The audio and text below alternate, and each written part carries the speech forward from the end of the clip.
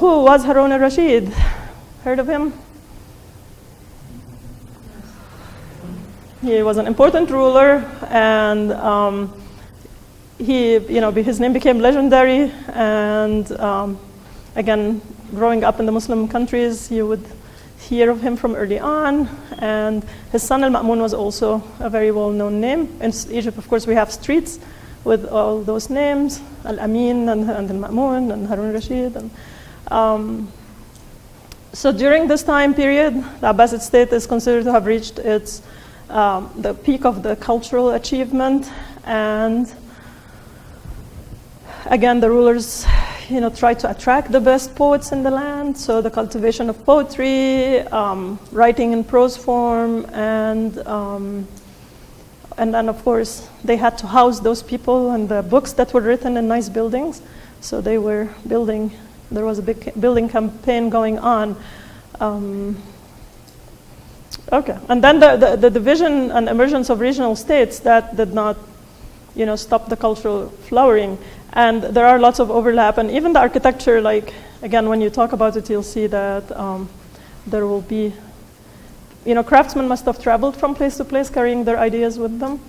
So during this early time period, important people such as al-Gahiz or al-Jahiz, which I'll talk about in a few slides, went from Basra to Baghdad to Sāmarrā. So these are important places. Sāmarrā, anybody knows what the origin of that word might have been? Heard of that? This city we hear of in the news because of the war, unfortunately. But they say that in Arabic it's called Sarra man ra'a. He is pleased like he who saw. So like it was such a beautiful building with all these fabulous, palaces and architecture, and so you'll be pleased when you see it. And so this is just one of the minarets that was built there. And then this is remains of a palace. And Iraq, because it had the two rivers, they used to build of bricks. Okay, so what subjects, where are we going to find if I just, go to the library and say, let me find them a book that would be representative. Look at this. Love and war. So love was mentioned a lot. So the subject was investigated in lots of Arabic literature. There is a love poem in Arabic known as al-Ghazal, has a long history, and sometimes it's tender and chaste, and at other times it's explicit. Yes? Pronunciation of that word? I would say it Ghazal. Ghazal. It's that letter Ghain. Ghain. Yeah.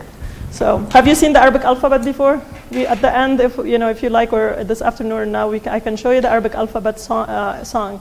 It's really cute. Malaysian kids sing it. And so the Arabic language has 28 letters, and some of the letters you don't have in English are Ain and Ghain.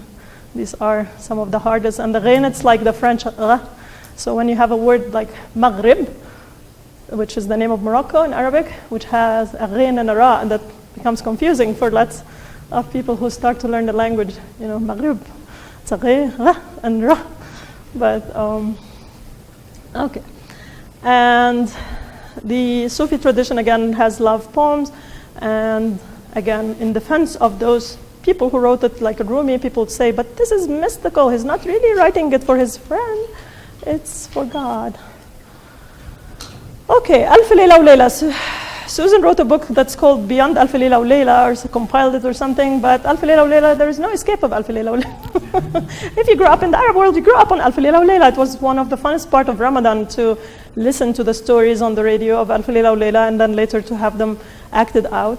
And you probably all know the background of the story, yes? No? The 1001 Nights? Okay, so those are entertaining stories. The first time I read the book from beginning to end, I was about 13, and I was surprised that my parents let the book stay around, and then they didn't yell at me for reading it, but I was happy they didn't. But anyway, it has some scenes that are very risky. Anyway.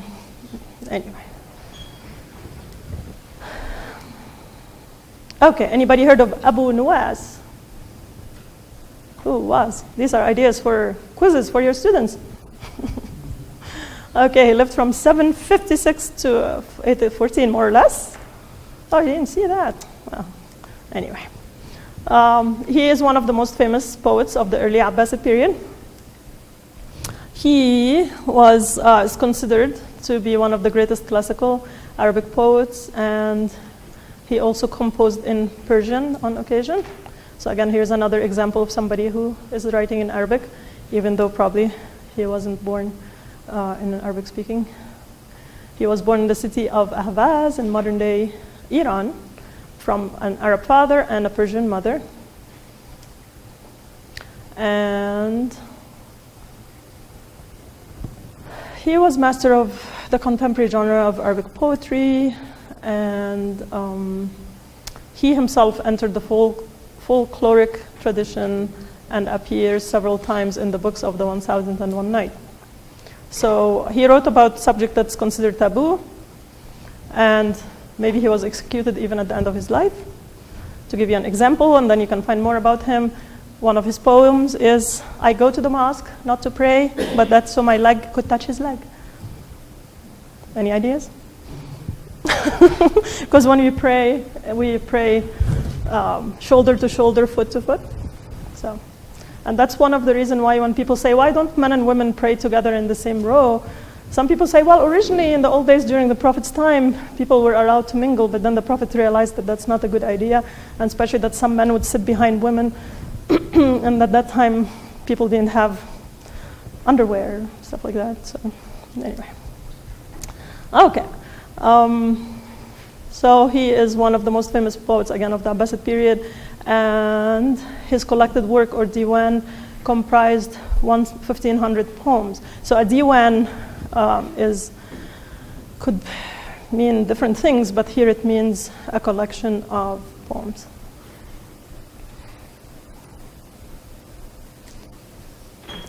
And he wrote about, he has hunting poems, and he has stories. It's really interesting. There are lots of books about him and information online. There is a renewed interest in studying him these days. Okay, another person with the name of al-Faraj, al-Isfahani. Isfahan is a place in Iran again, who lived from about 897 to 967. He wrote or compiled a book known as Kitab Al-Afghani, sitting in our shelf for the last 20-some years unopened. Every summer I intend to read in it. That's a huge book. It's in English it would be Kitab Al-Afghani, Book of Songs, best known compilation of early Islamic poetry. It comprised a comprehensive record of the first 3.5 centuries of Muslim Arabic poetry, and it's said that there is even melody for each song, but I don't know if anybody could really read that if there was a musician. And it's a huge work. It's 20 volumes.